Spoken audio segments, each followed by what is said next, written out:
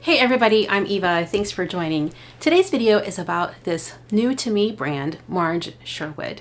This is a Korean brand. It's gaining a lot of popularity. It's definitely on the rise. And in case you don't know, the name Marge Sherwood was a character in a movie, The Talented Mr. Ripley.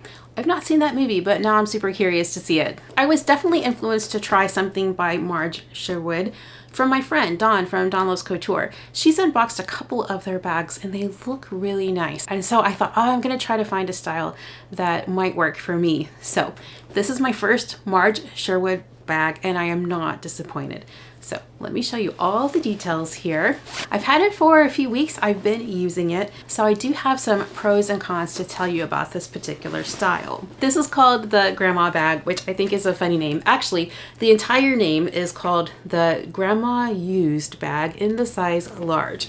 And the reason I was drawn to this bag was not only because it's a tote style, but also because of this pull-up leather. When you see the color of this leather on the Marge Sherwood website, it says not only étoffe, but it says étoffe pull-up.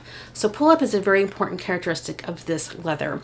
And I like it because it has color variation and it looks aged and vintage.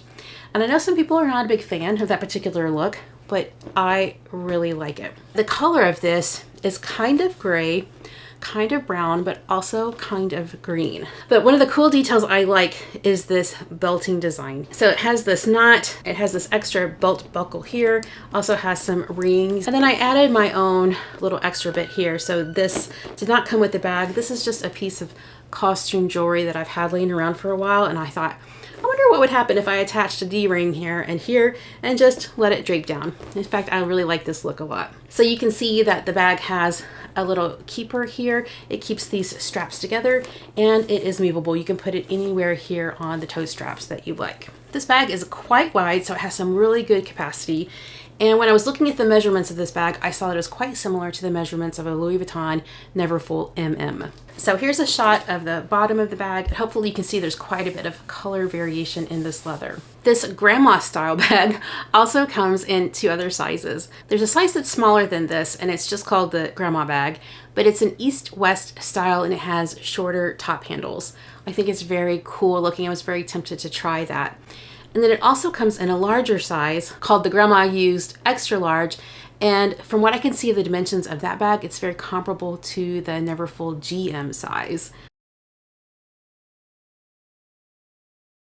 So this pull-up leather not only has some color variations, but when there's some creases or some scratches that come in, it just kind of all works together and gives more character to this bag. This is a vegetable tanned cow leather, according to the website. I'm having a hard time finding some adjectives to describe the feel of this leather.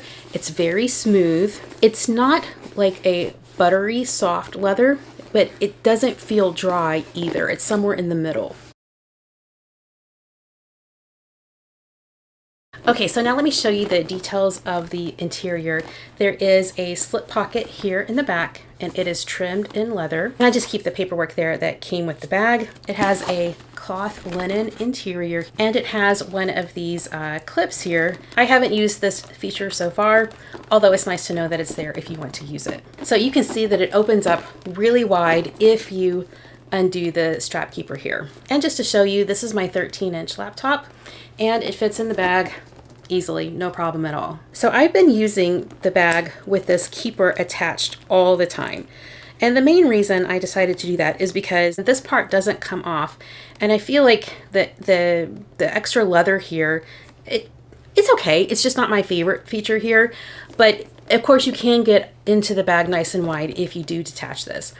In general, I've just been leaving the keeper attached and getting into the bag in and out like that. So let me show you that now. Right, okay, so when I go to get in and out of the bag, then I just push this down and then I just open it up here and I still have plenty of access to get inside the bag, you know, real quick if this is still connected here. And in case you're curious, I can also get my laptop in with the keeper attached here. I just push it down to the side and then I can just angle it in and still get that in there. I was looking carefully at the dimensions before I ordered this bag. The strap drop here on this Marge Sherwood bag is 8.26 inches.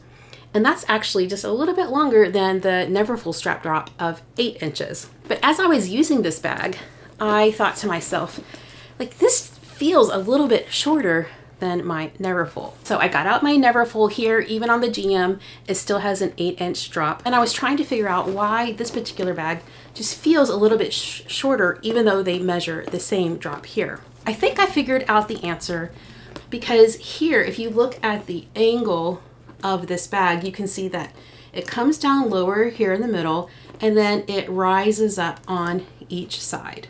And so that means when I put this bag on my shoulder, like the drop giving over my shoulder, of course, is the same.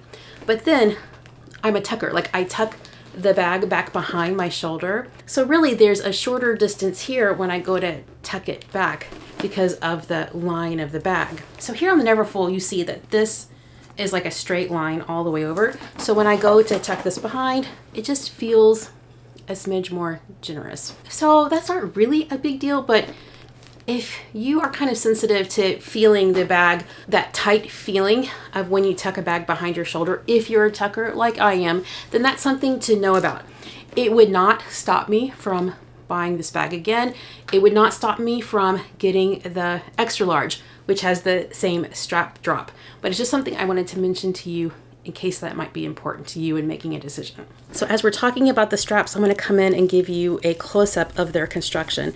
They are malleable, they're soft, and they're actually really comfortable on my shoulder. So they are rolled, and they do have this seam here on the inside of each of the straps. I really like this belted design on the bag, not only the details here in the front, but how that belt goes all the way around. You can see it here on the side, along the back, continuing on to the other side.